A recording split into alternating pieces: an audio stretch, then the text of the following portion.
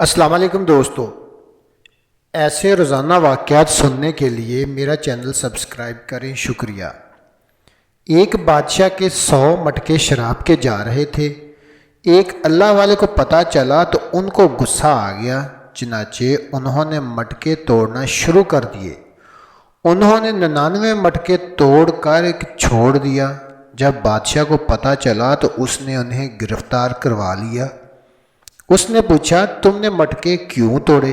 وہ کہنے لگے، جب مجھے پتہ چلا کہ ان مٹکوں میں شراب ہے تو میری غیرت نے گوارا نہ کیا کہ تم مسلمان ہو اور شراب پیتے ہو، اس لیے میں نے ان کو توڑ دیا۔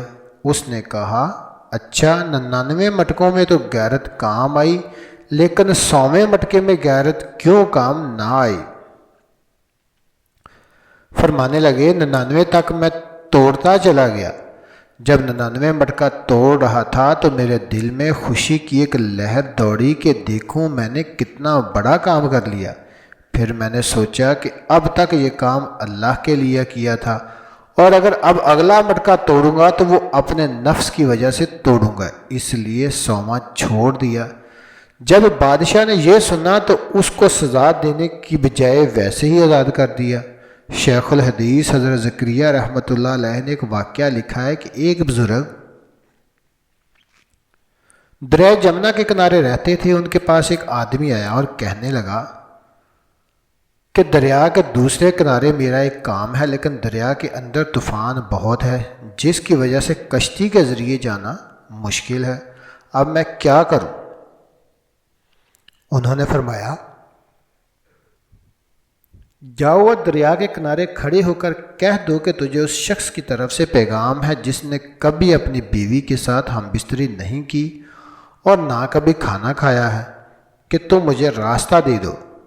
اب وہ بندہ تو یہ سن کر چلا گیا اور جا کر دریا کو وہی پیغام دیا۔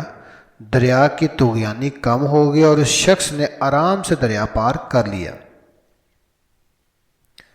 ادھر بیوی صاحبہ نے بھی شوہر کی یہ بات سن لی تھی اور ماشاءاللہ 7 بچے بھی تھے، اور بڑی تلملائی کہ یہ عجیب ہے، مجھے رسوا کر رہا ہے۔ وہ بزرگ جب اپنے گھر میں آئے تو بیوی آگے غصے سے بری بیٹھی تھی۔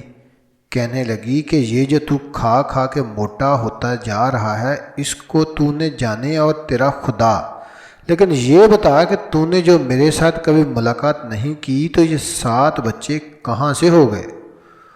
اس پر انہوں نے اس کی وضاحت کے ساتھ بات سمجھائی کہ دیکھ، میں نے جب بھی کھانا کھایا ہمیشہ اس نیت سے کھایا کہ اللہ رب العزت کی محبوب صلی اللہ علیہ وسلم نے فرمایا کہ تیری جان کا تجھ پر حق ہے، اس لیے اپنی جان کا حق ادا کرنے کے لیے کھانا کھایا، نفس کی لذت کی وجہ سے کبھی نہیں کھایا۔ اس طرح اگرچہ میں 7 بچوں کا باپ ہوں، مگر بیوی سے ملاقات کرتے ہوئے میرے دل میں ہمیشہ یہ نیت ہوتی تھی کہ شریعت نے مجھ پر بیوی کے حقوق عائد کیے ہیں، لہٰذا میں اپنی بیوی کا حق ادا کر رہا ہوں۔